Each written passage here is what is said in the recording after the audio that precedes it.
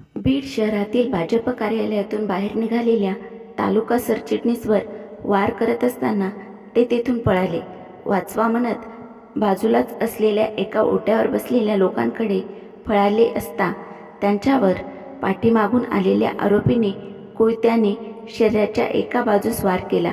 त्यानंतर बलात्कार करतो का असे म्हणत त्याच्या शरीरावर सपासप अनेक वार केले. यात पदाधिकाऱ्याचा जागीच मृत्यू झाला. ही थरारक घटना मंगळवारी दुपारी 2:30 वाजेच्या सुमारास घडली. हत्येनंतर आरोपी पोलिसांना शरण आला. त्यामुळे जिल्हा पुन्हा एकदा हादरला आहे.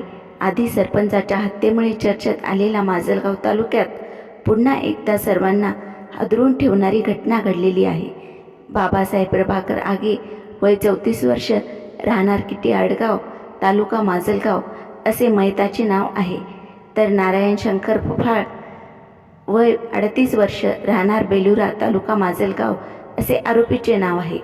माजलगाव बसस्थानकापासून जवळच असलेल्या भाजप कार्यालयात भाजपाचे तालुका सरचिटणीस व बीड जिल्हा लोकसभेचे विस्तारक असलेले बाबासाहेब आगे आपल्या साथीदारासह बसले होते.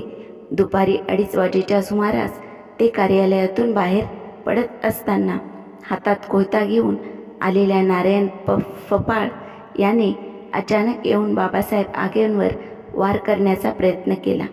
तो वार चुकून बाबासाहेबांनी तिथून पळ काढला व बाजूलाच असलेल्या ओमप्रकाश शर्मा यांच्या घराच्या दिशेने वाचवा वाचवा म्हणून पळत गेले. पण पाठीमागून आलेल्या नारायणने बाबासाहेब यांच्यावर कोयत्याने सपासप वार केले.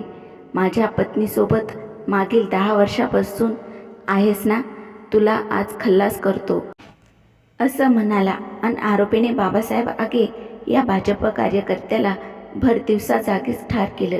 ही बातमी वाऱ्यासारखी गावभर पसरली. यात बाबासाहेबांचा जागीच मृत्यू झाला.